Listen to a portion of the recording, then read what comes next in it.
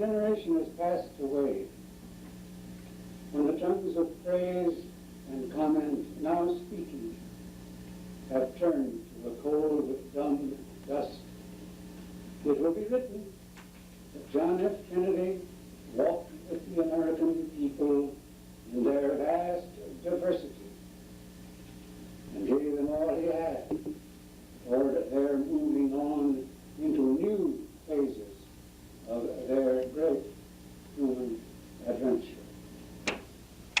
John Kennedy was a man who so embodied so much of the American ideal and who gave voice to the American aspiration that he must rank high as a mover of people. He seized the mind and the vision of a generation, and he gave it hope. That is how history will remember him.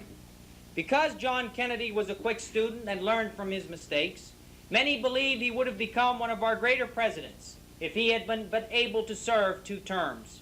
There is a tendency to shrug off Kennedy's charm and his rapport with the people as an irrelevant assessment of his presidential record. But this may be a narrow view, for we have now seen enough of his successors in Lyndon Johnson, Richard Nixon, and Gerald Ford to appreciate how uneasy, how anxious, how leaderless a nation can feel when it has only limited affection, admiration, and trust for the men in the White House. Dallas, city of murder. Dallas plainly was a peculiar place. It was the newest rich city in the country. A white-collar city, it had neither a traditional aristocracy nor a strong labor movement to diversify its opinions or to temper its certitudes. Texas had one of the highest homicide rates in the nation, and Dallas some years murdered more people than were killed in the country of England, and by November 1st, Dallas had already had 98 murders in 1963. It was a city of violence, a city of hysteria, and its atmosphere was bound to affect people who were already weak and who were already suggestible and themselves filled with a chaos and a hate. The grief, not all. In Dallas schools, children applauded the news of Kennedy's death. The children were not responsible. They merely reflected their parents. And in Peking, the Daily Worker ran a savage cartoon entitled "Kennedy Biting the Dust," showing the dead president lying in a pool of blood, his necktie marked with dollar signs. At Harvard Yard, the bells tolled in Memorial Church. A girl wept hysterically in Widener Library. A student slammed a tree again and again with his fists. Blacks mourned, and A. Philip Randolph said that his place in history will be that next to Lincoln's. Is there some principle of nature, asked Richard Hofstadter, which requires that we never know the qualities of the individual until he is gone? One said, we will never laugh again. Another said, yes, we'll laugh again, but we'll never be young again. All gone. Yes, it was all gone now. The life-affirming, the life-enhancing zest, the brilliance, the wit, the cool commitment, the steady purpose. Richard Nigest has suggested that 2 years are a period of presidential initiation. He had had so little time. It was as if Andy Jackson had died before the nullification controversy and the bank war, as if Lincoln had been killed 6 months after Gettysburg, or as if Franklin Delano Roosevelt had been killed in 1935, or Harry Truman before the Marshall Plan. Yet John Kennedy had accomplished so much.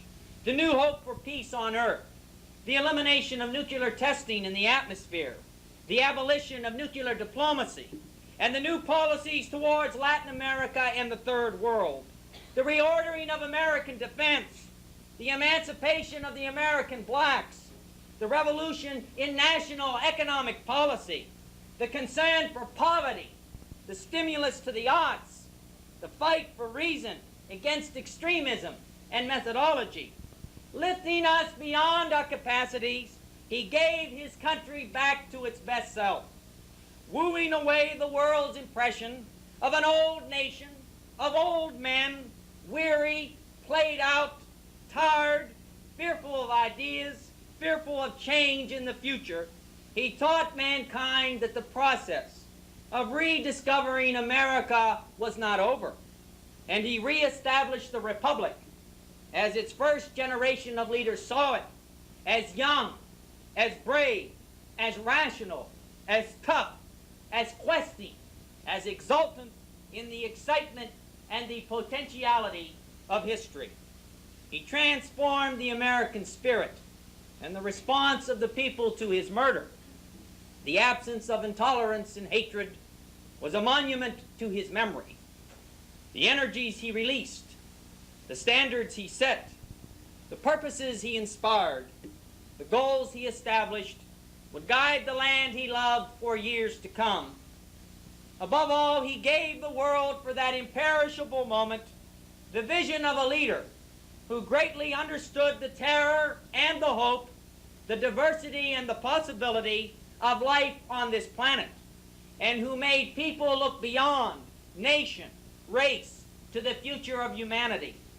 And so the people whirled, and they grieved as if they had lost their own leader, their own friend, and their own brother.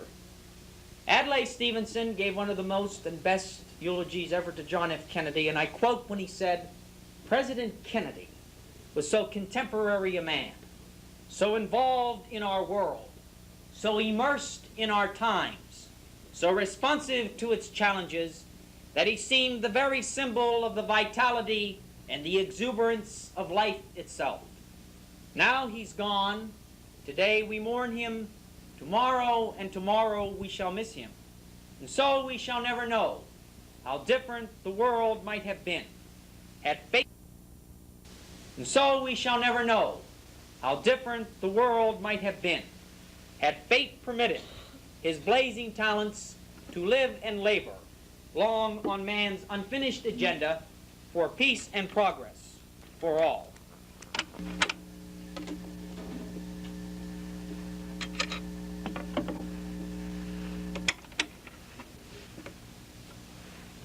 It was a cold, cloudy day in November of 1963.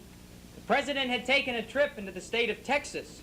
The chief executive had been warned of the climate in the Lone Star State. Nut country, the President had called it, but he went anyways. He did not fear the weather, but instead challenged the wind itself. And although the people admired that in him, they did not see why he was felt compelled to challenge the Dallas winds that day. On the afternoon of Friday, November 22nd, 1963, John Fitzgerald Kennedy, 35th President of the United States, was dead, shot in the streets of Dallas by an assassin whose name is not worthy of mention. John Kennedy became America's 4th president to meet death by a killer's bullet. This event in American history is the blackest and the most tragic in this century. He died of exposure, but in a way that he would have settled for, in the line of duty, and with his friends and his enemies all around him, supporting him, shouting at him. Grief settled in places that would have even shocked John Kennedy. Bells rang in London. Dirges were played on Russian radios. And Charles de Gaulle was stunned that his people were weeping as though he were a Frenchman, a member of their own family. Americans were numb, disbelieving, and angry. His education for power had begun 46 years before. Born in the First World War in a gentle suburb of Boston, schooled at New England's finest halls, he had, as a Harvard junior, visited England and watched with his father, the ambassador, the decay of English power as Munich approached. Then tasted war himself in the far Pacific. Peace had brought him back to Boston politics, to the United States Congress in 46, to the United States Senate in 52. Peace had graced him with a new bride, led him to an examination of history and heroes in a prize-winning book. Spectacular re-election to the Senate urged him on to the presidency. On election eve 1960, the American people at long last had made their knife-edge decision. Almost never before in this century had the margin of the popular vote been so slim. the American people had chosen the youngest man ever to be elected president. With 43-year-old John F. Kennedy, they had broken a barrier of long political standing. For the first time, this nation's president would be a Roman Catholic. First president born in this century, John Kennedy was the first of a new generation to come to great political power. A thinker of new ideas, intelligent, brilliant, handsome, glamorous, witty, elegant, stylish, brave, purposeful, and a catalyst in his new frontier administration, John Fitzgerald Kennedy began his administration on a cold, sunny, snow-covered day in Washington, D.C. with great optimism. The sun was dazzling as Chief Justice Earl Warren administered the oath of the office to the 35th President of this republic. Then the new Chief Executive gave his immortal inaugural address and ended it by saying to the American people, in the long history of the world, only a few generations have been granted the role of defending freedom in its hour of maximum danger. I do not shrink from this responsibility. I welcome it. I do not believe that any of us would exchange places with any other people or any other generation. The energy, the faith, the devotion which we bring to this endeavor will light our country and all who serve it, and the glow from that fire can truly light the world. And so, my fellow Americans, ask not what your country can do for you, ask what you can do for your country. My fellow citizens of the world, ask not what America will do for you, but what together we can do for the survival and freedom of man. Finally, whether you are citizens of America or citizens of the world, ask of us here the same high standards of strength and sacrifice which we ask of you.